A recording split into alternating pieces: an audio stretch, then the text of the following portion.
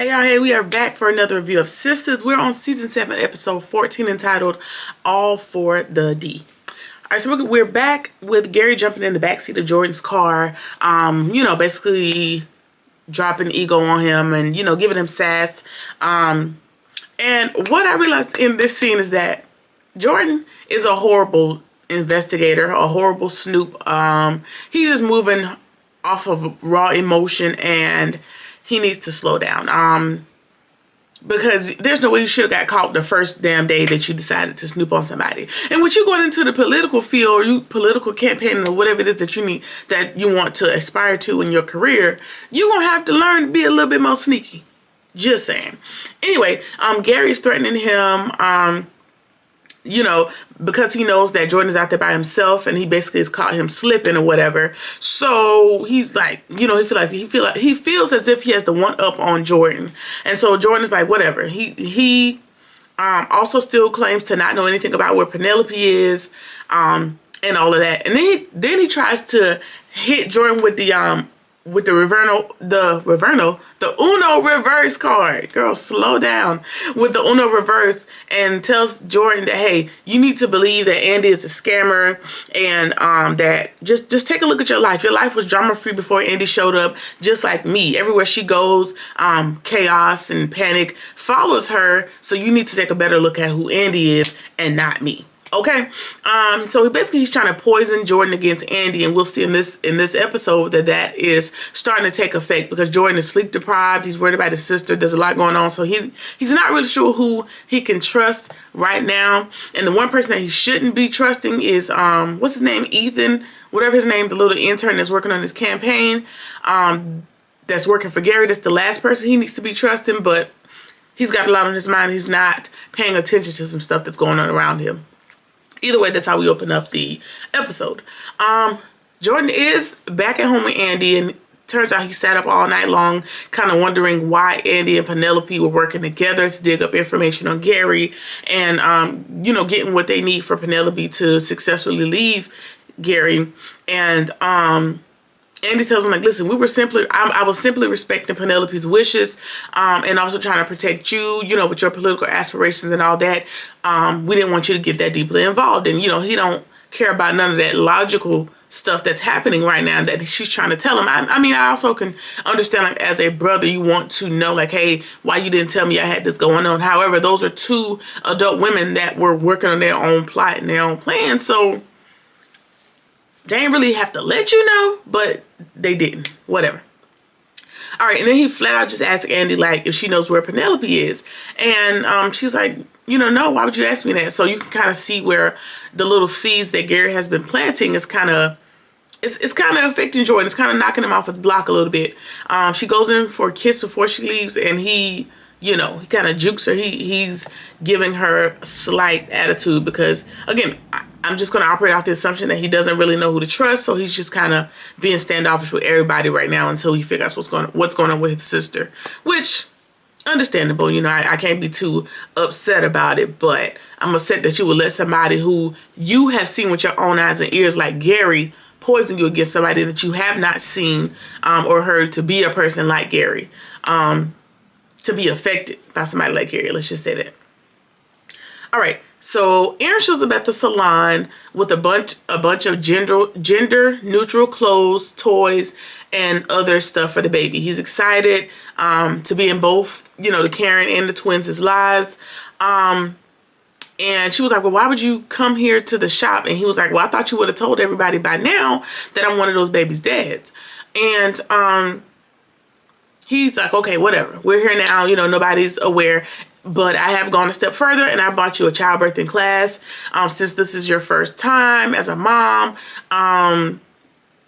just kind of being very proactive in his approach. And you can kind of see the differences in the two dads. Not that one dad is wrong and one is right, but they're different approaches to how the babies are, how they're going to interact with the babies and their anticipation of the babies. You have Aaron, still living in his savior complex, buying all these gifts and, assuming that she wants to do the childbirthing class, and based on Karen's response, she's not even interested, because she was like, ain't that what the internet for?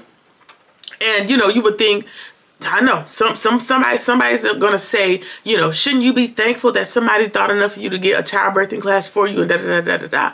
The thing about a gift is you can't gauge anybody's response.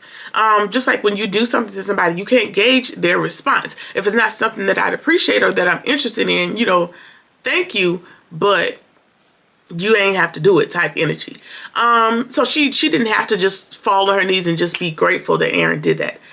Going back to the differences in the two dads, and then you can kind of see where Zach is excited, but he's not excited as far as like gifts. He's excited as far as like planning and, you know, saving money and, you know, getting the trust and different things set up for the longer term goals for the child. Either way, both men still have those children in mind, child or children, depending on which father you're talking about, and it's nice to see. All right. He also mentions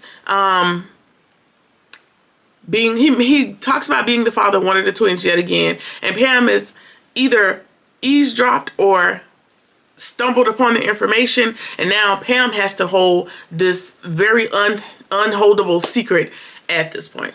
And of course she ain't gonna be able to hold it, but at least in this episode she ain't telling nobody. I don't know why everybody else knows. You should just go ahead and, you know, make a Facebook post, Instagram post, and just be done with it, but whatever. All right, we're at the bank, and Maurice lets us know that Sabrina has already told him about Karen and the baby's father situation. And he asks her about her sperm donor journey, and she tells him, listen, you know, I haven't found the perfect donor just yet.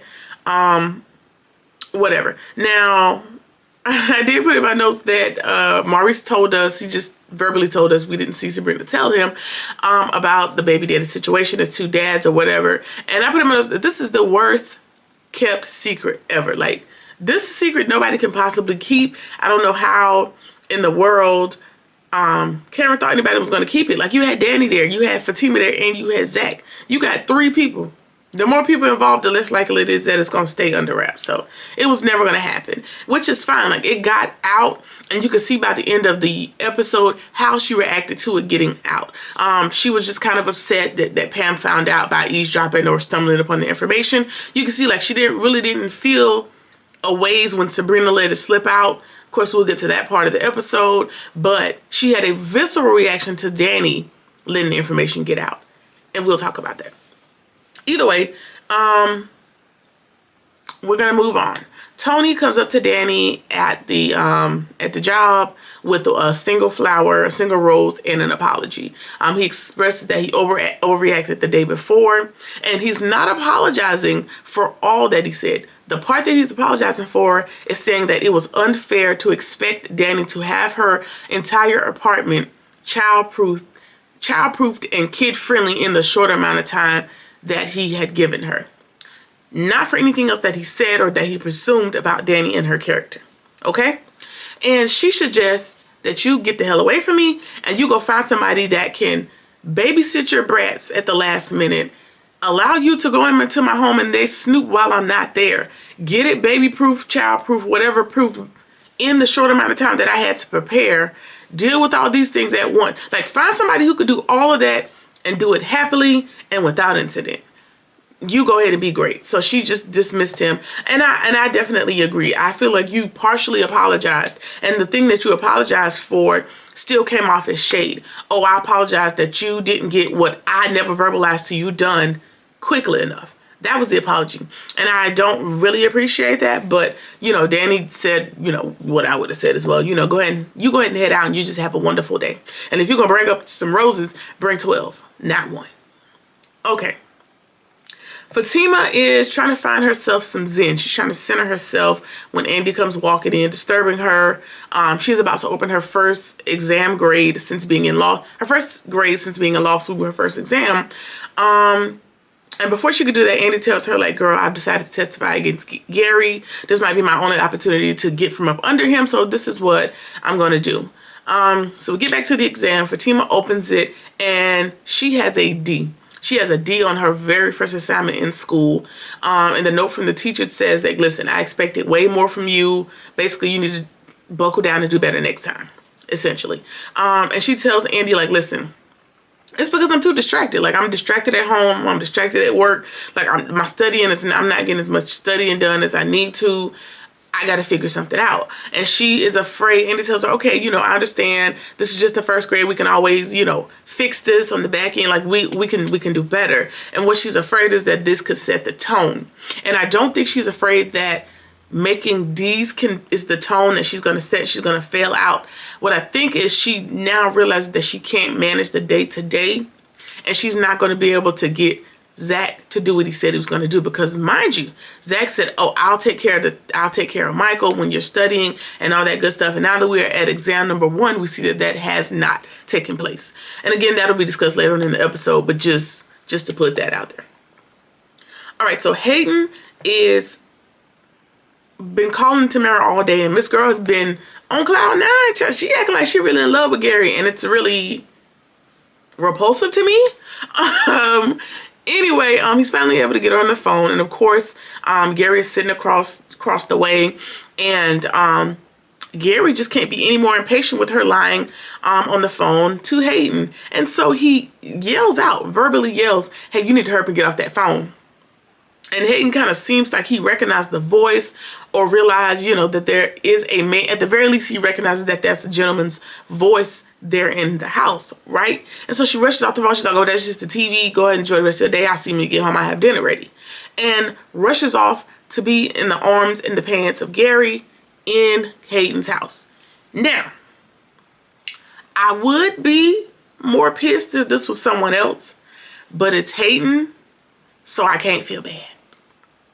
Am I wrong for that? What y'all think? Let's talk about it. Either way, that's what we're doing now, and it's giving very much that she's falling for him, and it's pissing me off.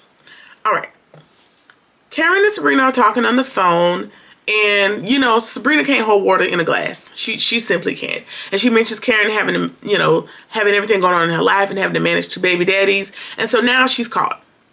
She's caught. We know you know the information. And then she also spills the tea that Andy also knows. And Karen's like, of course. Like, Fatima was dying to tell my business. Of course. Of course Andy knows. And now she's, okay. So here we go in the differences. Again, she is more pissed at Danny, who is her actual friend, right, than she is at Fatima for telling Andy the information. So now she's pissed at Danny again. Like, I don't understand why Danny don't respect my wishes. I'm about to go run up on her and put her in her place. That's her problem. Nobody's ever put her in her place. Mind you, every single person involved has spilled the beans at this point. At this point, Pam is the only person that has not spilled the tea, right? However, Danny is the one, because Danny's direct, and she don't take no BS, and she just wants to cut through the niceties and all the frills of the things that Karen wants people to do to be in a relationship with her. And so now she wants to run up on Danny and put her in her place, wherever that should be. Congratulations. Moving along.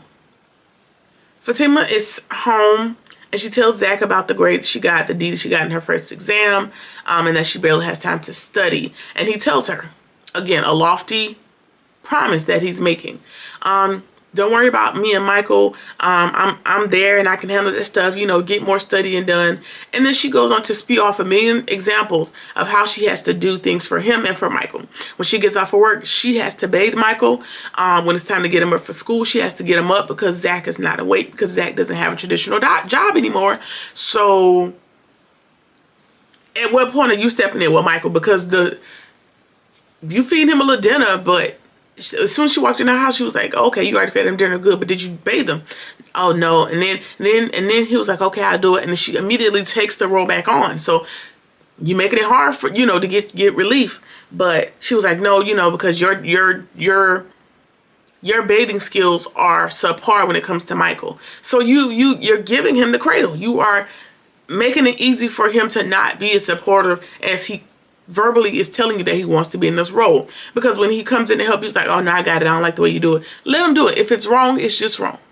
If he got dirt behind his ears, that is going to be Zach's problem. Let him learn how to do this. In the event this doesn't work out, he still needs to take care of that baby on his own. Okay. Or just because you're a dad and you need to know how to care for your child independent of me. Okay. All right. And then she notices, you know, one of her $5,000 expensive bags on the floor, and it looks like baby Michael has written on it, or, you know, drew on it, or did some kind of damage, and that was it. Like, she loses it. She storms out of the room. That was kind of like her 13th reason, her straw, to her final straw, to be like, you know what, something got to shake, because now my personal things, my expensive things are being affected. Something got to change. All right. Karen goes over to Danny's apartment with venom, like visceral, almost like she hate Danny. Like, she walked in the door, pushed past her, and she was like, well, girl, what she said to Danny was like, well, why do you hate me all of a sudden? Why are you always forever in my business? Like, just spewing off things, like just going at her. And she's mad at Danny about spilling the tea about the baby daddies, but she's even more mad about Danny pressuring Zach to get a DNA test. She wanted to tell everybody when she was ready. She didn't want the information to get out. She's pissed about the DNA. Like I said, pissed about forcing, you know, putting it in Zach's mind to go get the DNA test. And she was like, well, you know what? I know what the problem is. You changed. That's why you always trying to get on my bad side, essentially. And Danny's looking like, girl, I ain't changed since birth. What are you talking about? And what she didn't get into it. What I think she is trying to say without saying, because Karen is always going to give us a riddle and just not really say what the tea is. What she's trying to say is, oh, you're different now that you're friends with Fatima. That's what it is. Because of the girls, Danny is the only one that has semi-fostered her own independent relationship with Fatima. Independent of Karen, that adult lady has decided she wants to be in a relationship, friendship with another adult that will not impact her relationship with Karen, and Karen can't handle it. That's what I think. That's what I've deduced. And so she's trying to tell us she's changed. And Danny's like, girl, get out, because I beat up pregnant B-words too. So just go ahead and head out before we have a conniption. Okay. Fatima meets up with her friend Angela. She needs some advice from her friend girl because she got a lot going on. She's stressed. There's so much going on that she has commenced to drinking brown liquor. So we know that it's a serious situation. She tells her about the deal on her exam, not having any time to study, about Zach's, you know, supposed assistance with Michael. That's not much. And yeah. And Angela reminds her, listen, life is stressful, but life is going to be even more stressful when this new baby gets here. And that is something that you need to consider in the meantime. And remind her, like, listen, you getting into this prestigious law school, it's a one-in-a-lifetime opportunity. And I don't want you to blow this opportunity being in service to Michael and Zach. And she did not tell her friend to leave her man and stepson. That is not what she said. What she's telling her is that you need to think about your role in their lives while you are in this program. Which is understandable, because if you need to move out and still be in contact, still be in a relationship until you can manage it, that's what you need to do. Or set some hard boundaries, hard lines, it's what you got to do. Because again, a D, not excited, but it's the first one. So it can be turned around. However, it's not going to turn until your home life turns around. All right. Anyway, Angela's like, listen, I'm going to try to help you out. I know a lady that owns a nanny agency, and so we'll put in a feeler, for an old church lady with a kitten heel to relieve you. At first she was reluctant against the idea, but she knows that she needs the help. All right. Hayden gets home from the day and he's tired, and Miss Willis got him, hanging on by a nail.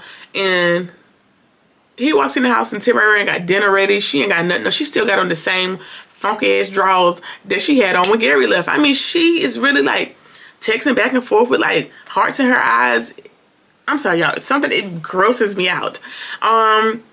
And she ain't did nothing but fool around with Gary all day and texting back and forth, all this good stuff. And then he smells like a woodsy, cedary, mahogany teak wood type smell.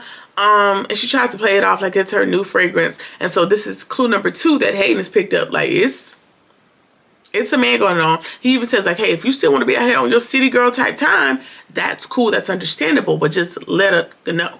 And she's like, no. Again, she's playing it off. Now, I don't know how this is going to go when he finds out that it's Gary, because Hayden is no match for Gary. Let's just be serious. He's no match for Gary. So what are you going to do? You going to put Tamara out again? What's your resolution?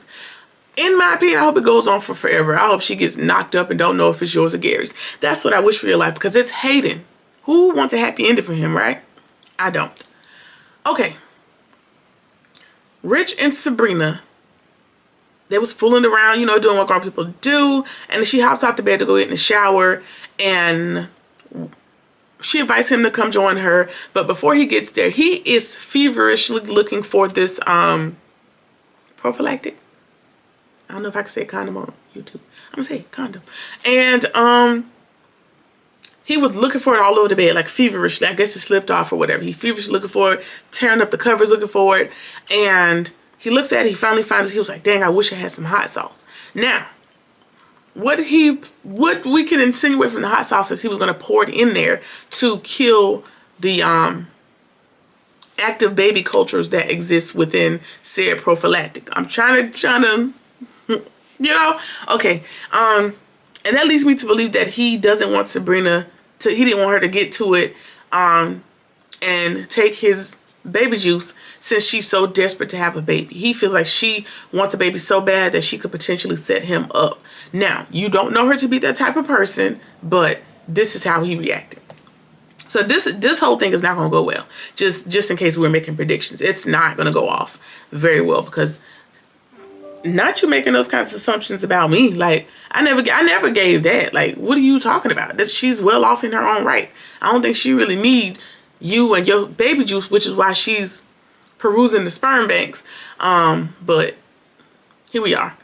Karen calls Sabrina and Pam down to the salon and asked them to plan her baby shower.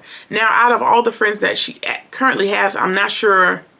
I don't know her Pam dynamic or how long Pam has been her friend before becoming her employee. Don't know, but the Pam and Sabrina combo was weird out of all of your friends. Now, I know you wouldn't pick Danny. Andy for sure, because I feel like you guys are the two closest out of the friend girl group, but here we are. And again, she knows that Sabrina knows the information and Pam knows the information now, so let's just move forward. But again, she's not as viscerally upset with those two as she is with everybody else. Okay, so they both agree, but they have very different ideas of what this baby shower should look like. Of course, Sabrina wants to be like a boho chic theme with pompanos or whatever, however you say the word. Pam wants it to be a safari. She wants it to be very much Burberry t-shirts, meatballs, and chicken wings. She's giving that type of vibe. And Karen's like, girl, y'all work together. Just make it simple and make it fun with good food. Like, it's not that deep. Okay. Tamara called Gary. Post doing whatever she had just did with Hayden, right? To say, good morning, hope you have a good day. Like, y'all, it pisses me off. God damn it, I hate it. Anyway, trying to say good morning like they're in a real relationship or something, and he cuts off like, hey, listen, Linda. This ain't that. This ain't what you're trying to make it. I don't need your niceties. I don't need your good mornings. I don't need anything. I simply come over there, I do you dirty, and I leave.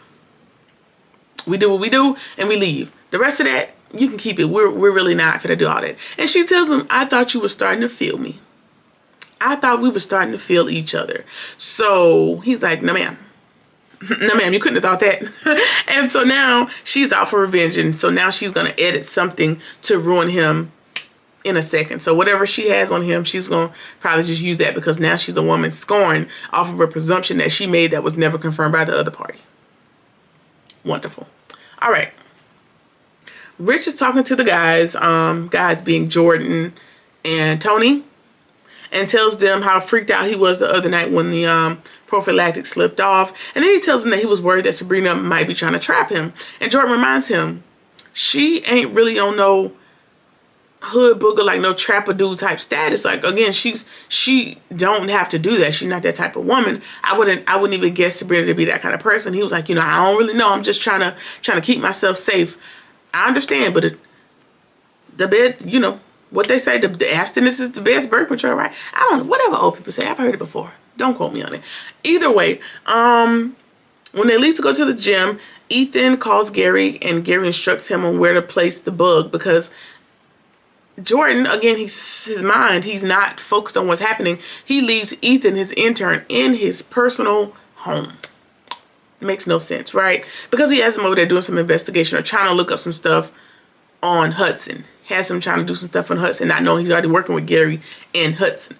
Either way, Ethan calls Gary, and Gary instructs him on where to place the bug. He was like, I never did this before, where I need to put it. He was like, oh, just grab any picture. If there's a picture laying around, grab the picture, put the bug behind the picture. Now, the second he goes to pick up the picture to place the bug, Jordan comes walking in at that exact moment. And that's how we end the episode. That's it. That's all. Let me know what you think about the episode. Let's talk about it in the comments. That's been season 7, episode 14. Like, comment, share, subscribe, or whatever it is that you feel like doing. And I'll see you in the next one. Peace.